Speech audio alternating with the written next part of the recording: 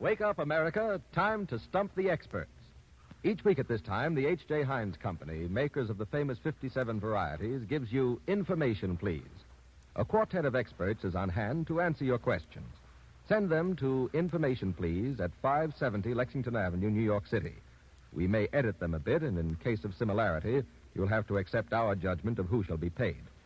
If we use your question, the H.J. Heinz Company sends you $10 in war stamps, plus a set of the 12-volume Britannica Junior Encyclopedia. If we muff the question, you get $57 in war bonds and stamps, plus a 24-volume set of the regular Encyclopedia Britannica. All questions remain our property. Information Please is presented under the supervision of Dan Golenpaul. And now, our master of ceremonies, the book reviewer of the New Yorker magazine, Clifton Fadiman.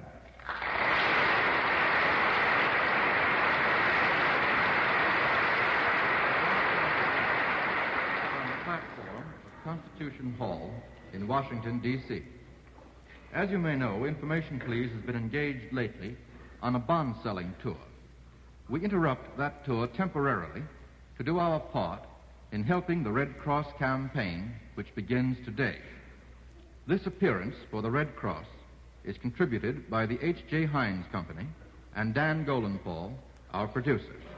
And it means, very simply, that every person in this gigantic and filled-to-capacity auditorium has made a personal contribution to the Red Cross tonight. Now, tonight, Information Please, spontaneous and completely unrehearsed as usual, offers as its panel of experts the composer and pianist, Oscar Levant, the genial essayist, John Kieran, the learned versifier, Franklin P. Adams, and as our guest, the baby congressman from California, the Honorable Will Rogers, Jr. Now, our first question is an off-the-record question, gentlemen. Some time ago, we asked this one, and you muffed it, as is often your pleasant custom. Here's the off-the-record question. Who is the president of the American Red Cross? We have two eager hands. Mr. Levant. President Roosevelt. Very good. You have learned something since last time. I knew that a long time ago. Maybe you weren't on when we... I wasn't on. Ah, that's it. Mr. Swope rehearsed me in that 4 years ago. Yes, Franklin Delano Roosevelt is the president of the Red Cross, and, of course, the president of the United States is always the president of the Red Cross. Now, how about this one? This comes from Mrs. Dan E. Edgerton of Portland, Maine. Gentlemen, what would you feed each of these real or fictitious animals? Let's get 2 out of 3. What would you feed Daniel Webster?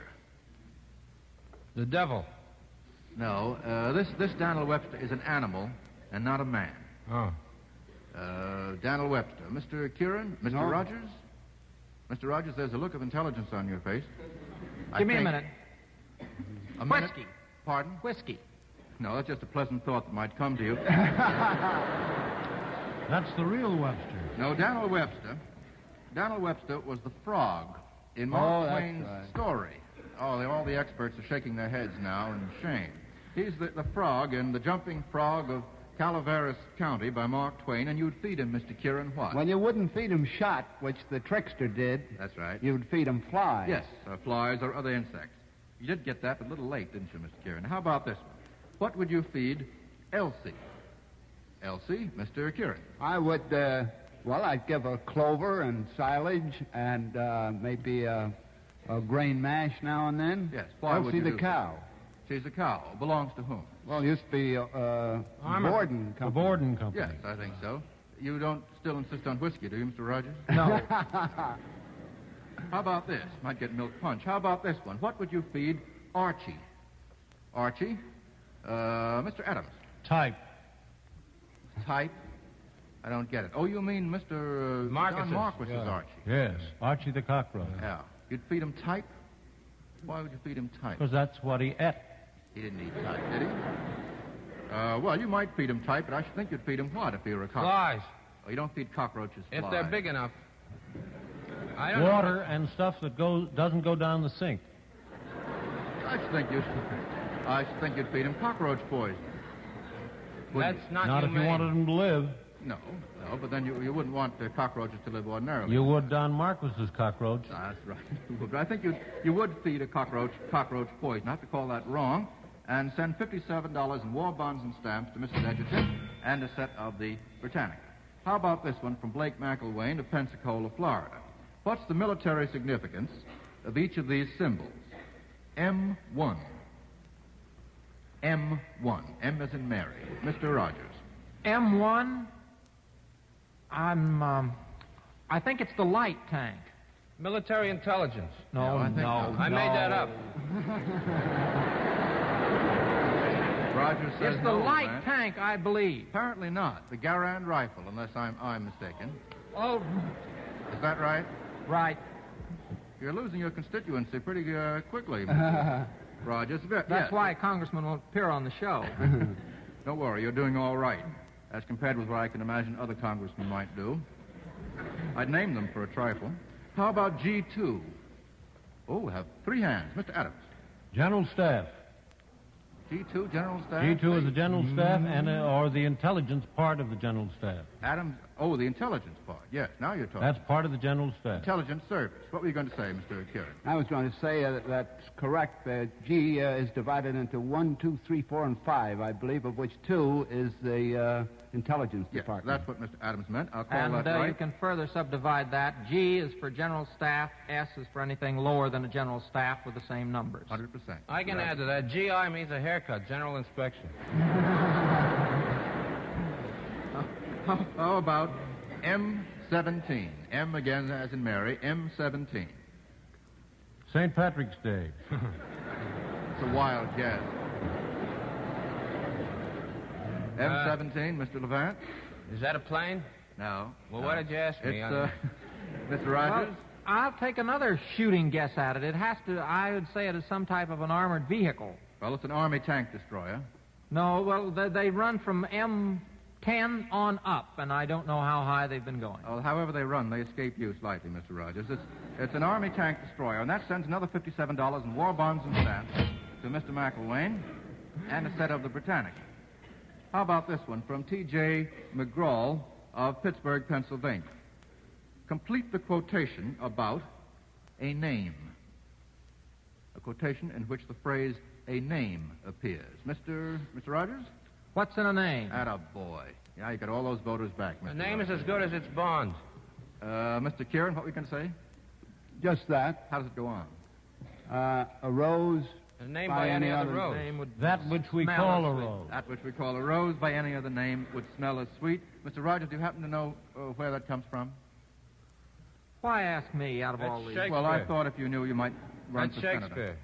Mr. Kieran? Romeo and Juliet. Romeo. Yes, Romeo and Juliet. How about good name? Complete the quotation about good name, Mr. Adams. Good name in man or woman.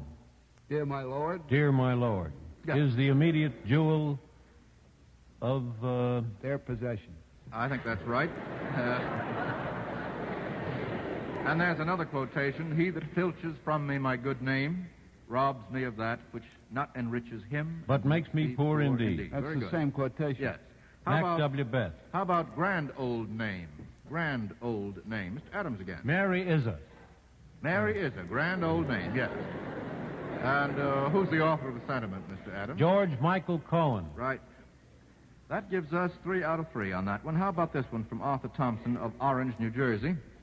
This is a question about Washington, our hosts this evening.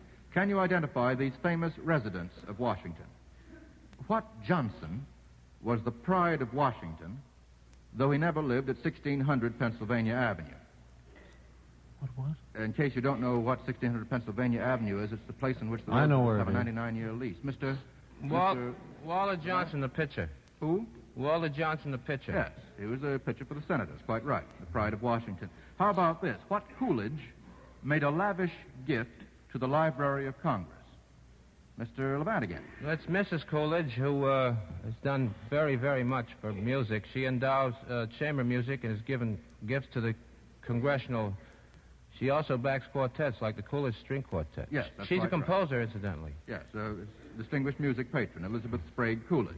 And what Hoover spent 42 years in the White House? Mr. Kieran. Ike Hoover. Who was Ike Hoover?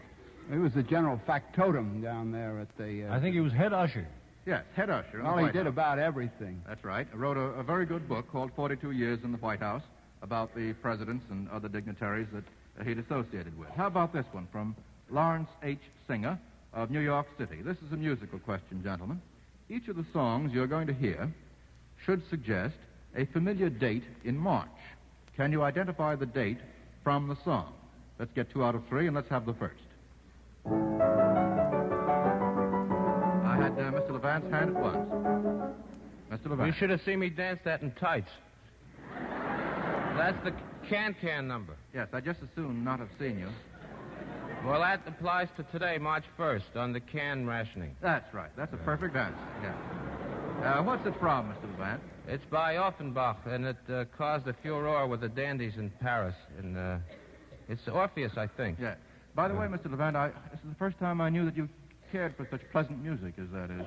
I don't, but you see it in Le Gate Parisien by Offenbach every year, whether you want, like the Rhapsody you like in Blue. it or not. Yeah, I see.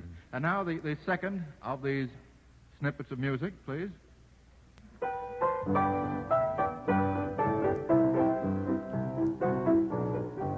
Now, that should give you a Is that St. Patrick's Day?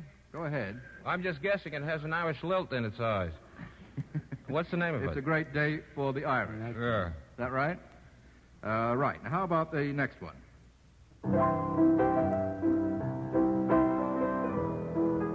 Mr. Kieran. That would be March 15th. Why? All of me. Why not take all of me?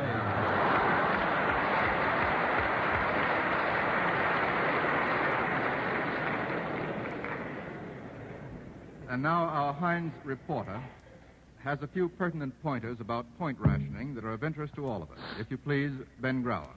Many of you folks had a brand new experience today shopping under Uncle Sam's point rationing system. And from now until victory, that's the way you'll be buying most of your favorite prepared foods. So if you'll follow a few simple rules right from the start, you'll find you can save yourself considerable time and trouble. First of all, give your grocer a break. And at the same time, make sure your family gets plenty of nourishment by planning your menus a week in advance. Then make it a habit to add up your ration points before you go to the store. Now, that's a mighty easy way to speed up service and avoid the danger of running out of points. In many of today's newspapers, the makers of the 57 varieties publish the Heinz Ration Budget Form for this very purpose of simplifying your food buying.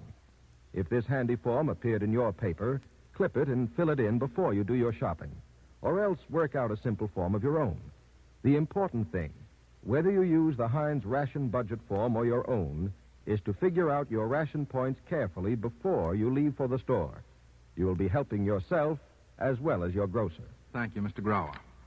And now we'll go on with a question from Frederick Roy of Belrose, Long Island. To what persons or places were these firsts applied? And the first phrase is, first to fight. First to fight is applied, Mr. Kieran. United States Marines. You bet. United States Marines Semper is right. Fidelis. Right. How about this one? First to cry, hold enough. What does that recall to you, Mr. Adams? And damned be he who first cries, hold enough. That's quite right. And what's it from? Macbeth. Macbeth. Yes. Whom was he challenging when he said that? You remember? Macduff. Macduff, yes. Mac W. Duff. That's the one. Now, how about this one?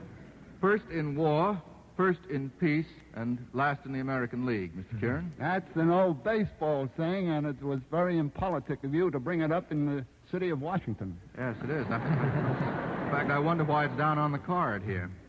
Yes, the Washington Senators, as Mr. Kieran has subtly suggested. Well, that gives us 3 firsts out of 3, and sends us on to a question from Louis C. Moore of Norwood, Ohio. Can you identify these quotations from poetry or song, all of which are concerned with a voyage? The first is, for you sail at break of day. For you sail at break of day. Does that recall anything to you? Concerned with a what? For you sail, S-A-I-L, at break of day. How does the question begin? Well, identify that quotation. That's about all. Oh. Well, it comes from Anchors Aweigh. Drink away, for you sail at break of day are the lines that are familiar to you, if you happen to know Anchors Aweigh, Mr. Adams, which you apparently do not. Now, how about the next one? Then down from the skies came the wooden shoe, bringing the fisherman home. Mr. Wink Kieran. and... Oh, excuse me. Did you call on me? I did indeed. Wink and blink and a nod. Yes. Mr. Rogers...